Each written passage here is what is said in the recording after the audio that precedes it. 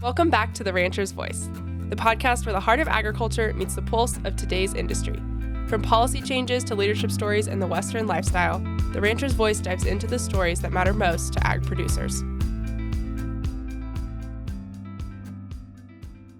Welcome back, everyone, and thank you for joining us for another episode of The Rancher's Voice. I'm Rayleigh Honeycutt, and today I'm joined by Dr. Brenee Peterson, who is a newer face with the Montana Department of Livestock, and she serves as the Emergency Preparedness Veterinarian for the department. Welcome. Yeah, thank you for having me. Awesome. Well, today, what we wanted to do was really focus on some of those emergency preparedness programs and meetings that you have been hosting around the state of Montana, and really talk about what we're doing to kind of prepare for emergency disease preparedness and etc. So, before we kick off, why don't you go ahead and give our listeners a little bit of a background of who you are and how you ended up at the Department of Livestock? Yeah, I grew up in Havre, Montana. I grew up on a farm and ranch. My parents raised about 300 head of pulled Herefords up there, and then ended up going to Bozeman at MSU for my undergrad in animal science and got a bachelor's degree in that before going into veterinary school at WSU. I was in the first year of the WEMU program and graduated from WSU in 2018. And then I practiced at a few different practices around the state doing mixed animal medicine, and then decided to apply to work at the Department of Livestock, trying the emergency disaster preparedness position just to try something new, and somehow got lucky and got in and have been enjoying my time since I've started in October. So. Well, we are excited to have you on board and working on behalf of producers across the Montana. Now, your title, Emergency Preparedness Veterinarian, that sounds like a somewhat scary title, but also a title that it's like, we want to be prepared, but we don't want you to ever have to do your job, right? Because then that means we're having an emergency. So, Yeah, can you share with us exactly. a little bit about um, what you do in your role and kind of the responsibilities of your role? Yeah. A lot of what I'm doing is coming up with plans for different diseases that the state might end up facing on there. And so a lot of that might include what kind of routes of communication do we go through to get information out to the public? How do we do the disease surveillance? If there is a disease outbreak, how do we handle animals that may be infected? And then what do we do with the after math of everything for like cleaning, disinfecting facilities and things like that? So. Excellent. So, you've had somewhat of a busy spring. You have been on the road across Montana hosting disease preparedness meetings and us at Montana Stock Growers has been promoting that to our membership, and I know you've had folks attending across the state. Can you kind of talk about how these meetings came to be? They're kind of under a federal grant, if it's my understanding, and what people can expect if they attend those meetings. Yeah, so the department had received a grant about a year ago under what we called NADPREP, which is National Animal Disease Preparedness and Response grant. And the goal for the money was to hold these meetings across the state so we could get input from communities on what kind of resources are available, and have producers and other community members be a part of coming up with a response plan that would be tailored towards the state of Montana. Since we know that there are some special circumstances in Montana, we wanted the people to be involved with it. And are these meetings specifically focused for FMD or are they for like all emergencies? They're mainly focused for diseases similar to foot and mouth disease, but we do touch base on like African swine fever and a few other foreign animal diseases. They're not as tailored towards probably a natural disaster like a tornado or hurricane, but more towards the disease route on that. Awesome. So you're looking for input at these meetings, and obviously, I'm guessing these meetings are somewhat interactive. I have not been able to attend a meeting yet. The legislature kind of put me and Helena and not able to travel for a few months. But what are the objectives of these meetings, and then what comes after these meetings? Yeah, so typically what we'll do in the meetings is we'll kind of go over some updates on animal health diseases that are going on around the world right now. Touch on like high pathogenic avian influenza, New World screwworm, a few other disease topics, and then we'll roll into our disaster preparedness talk. Which is centered around foreign animal disease and kind of what to expect. One of the ideas out there is a 72-hour stop movement. And then once we chat about the disaster preparedness, then we roll into a scenario or two and kind of talk about maybe a real life world scenario and try to flesh out some answers on what to do if we have problems during an outbreak. And so a lot of that kind of comes down to how do we go through the routes of communication down the line, who gets involved, who are the stakeholders, and then kind of what resources can we pull from if we do have an outbreak. After that, once the meetings are all done, which I'm hoping to be done by September, I will combine everything and we'll make a response plan for the state. And then come next spring, we will hold a tabletop exercise that everyone will be invited to partake in it, and we'll test out the response plan at that point. Excellent. So we've mentioned the meetings a couple different times, and some of the meetings have already been completed. But where can producers go to find if there's a local meeting in their area? Yeah. So you can definitely go to the Montana Department of Livestock website. We have them posted there. I also have been trying to send them out to organizations to give them updates on where the meetings are and what time. I also send it out to local veterinarians too, to keep them on the radar. And then anyone is welcome to call or email me. I'm happy to chat with them if they have more questions or just want to know what dates and locations are. Excellent. You mentioned a key important stakeholder in all of this, and it is local veterinarians. And so, hypothetically, if a 72-hour stop order goes into place, can you kind of walk our listeners through how you communicate to other or animal health officials, whether it's USDA or it's Montana veterinarians?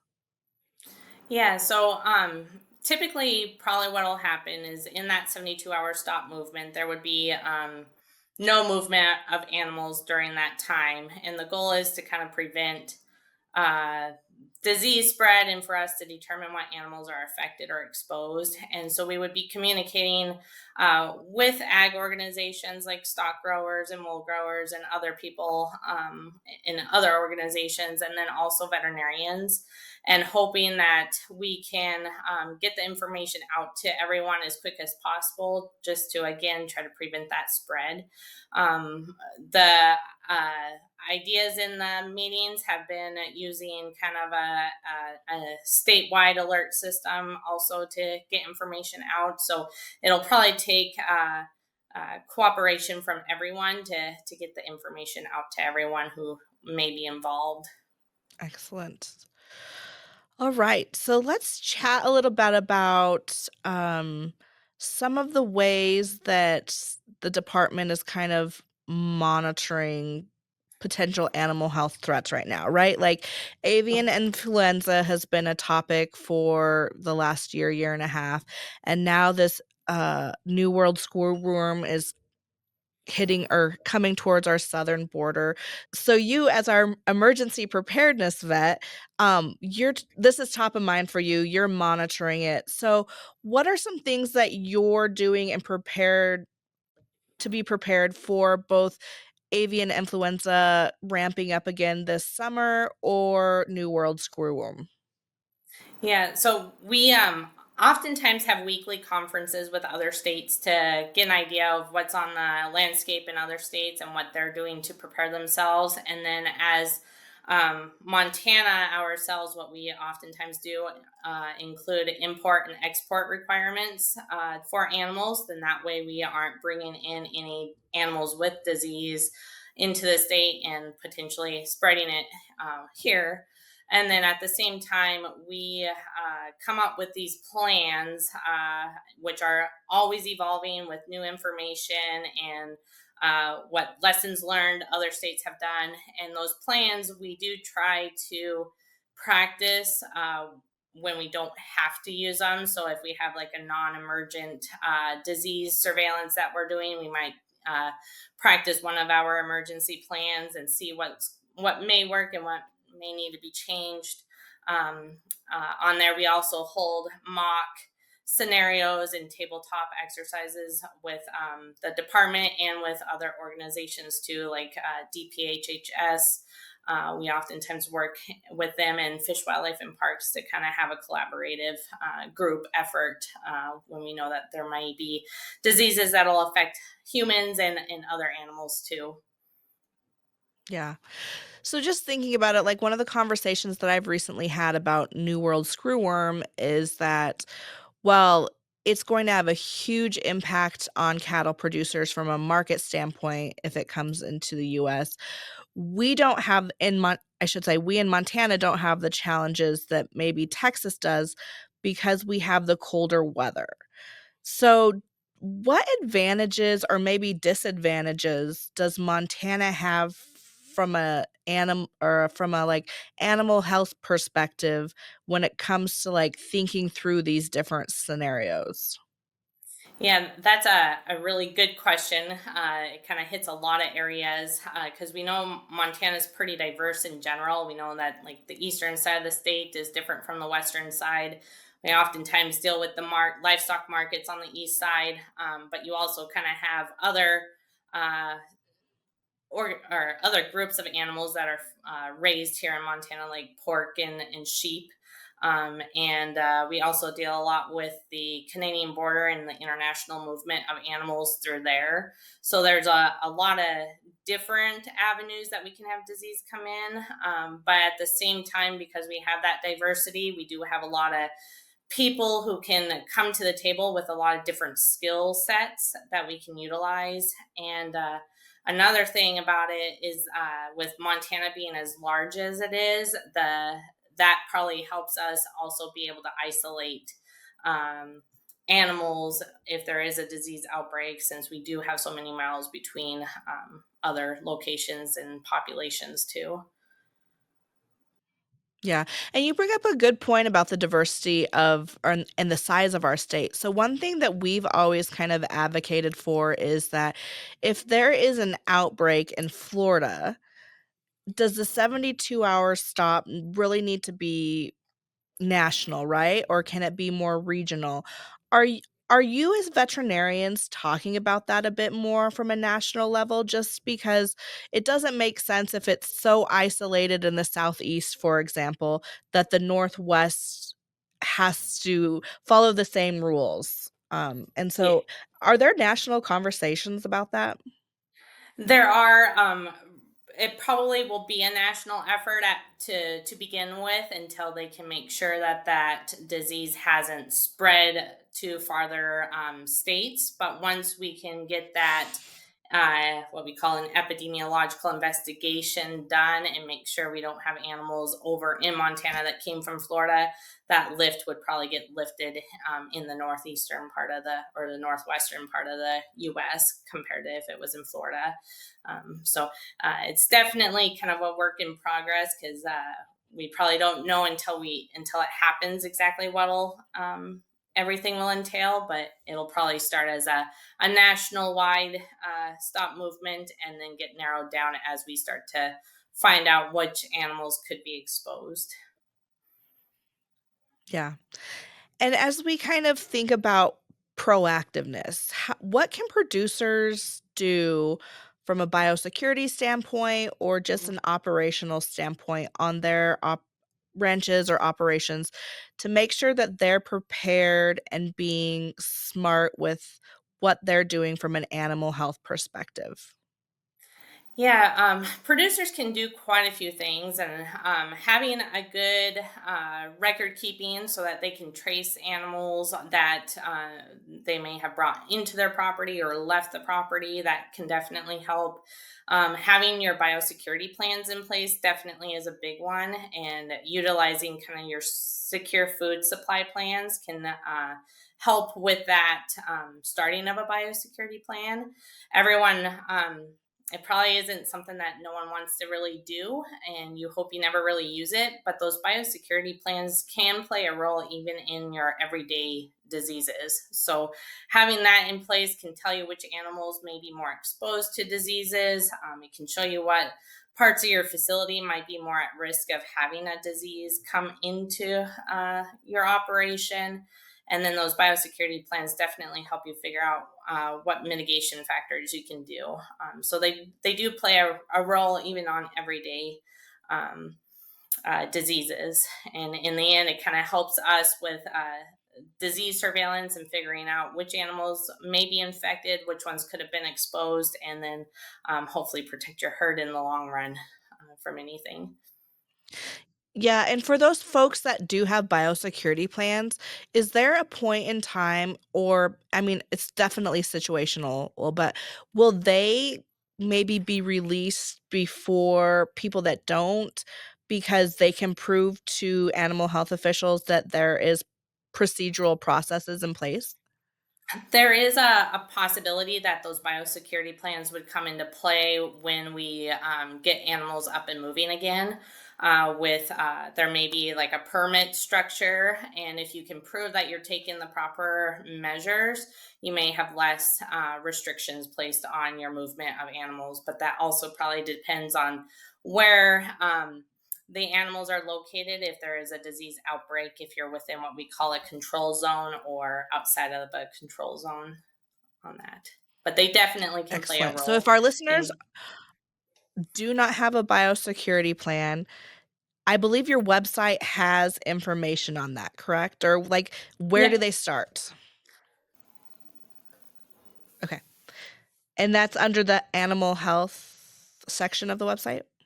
Yep, that's correct. And they can go to websites like Secure Beef Supply, Secure Milk Supply, Secure Pork Supply. Those are common websites that we send people to for those biosecurity plans, and they walk you through a pretty nice basic biosecurity plan. And then there is an enhanced component to it too, for if there is a disease outbreak, what kind of steps you would take for preventing further spread of it. Excellent. Well, as we kind of wrap up, I think I just want to hit on the importance of producer engagement and involvement in your meetings as you continue to travel the state. Obviously, this is our opportunity to play and help shape the preparedness program.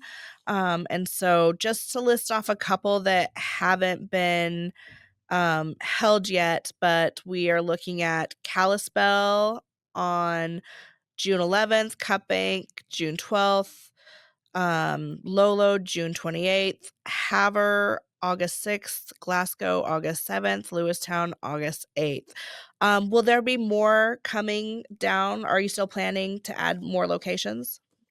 At this time, I wasn't planning on adding specific disaster preparedness meetings, but if there are any organizations or interest groups that would like a talk, we can definitely chat with you and get something set up on there. Perfect. And then for those producers that may not be able to make a meeting, is there a way for them to kind of submit feedback or share information or thoughts with you outside of these public meetings?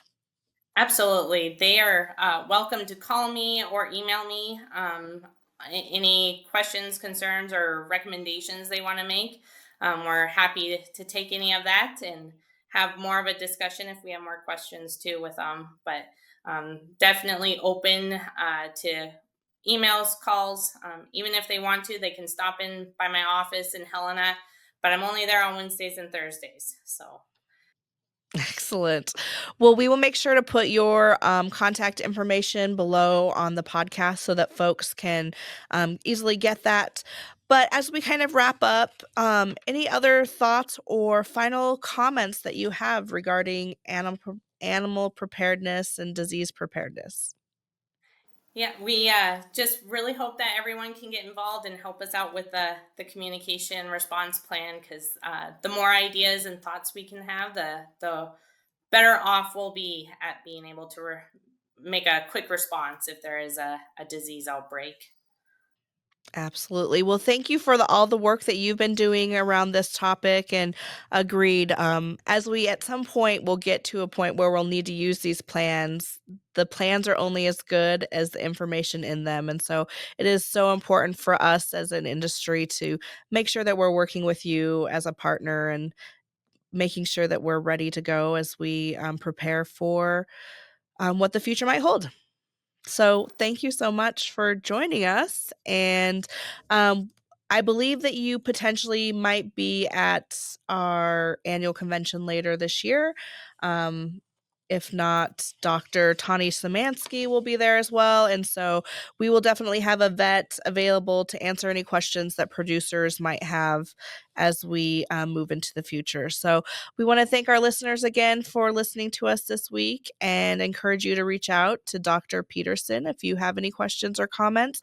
And if you haven't subscribed to our podcast yet, I would encourage you to like or subscribe anywhere our podcast can be listened to or on YouTube. And make sure to follow us on all of the Montana Stock Growers social media channels. So thanks again, Dr. Peterson, and we wish you the best in all of the meetings you have left. Well, thank you for your time.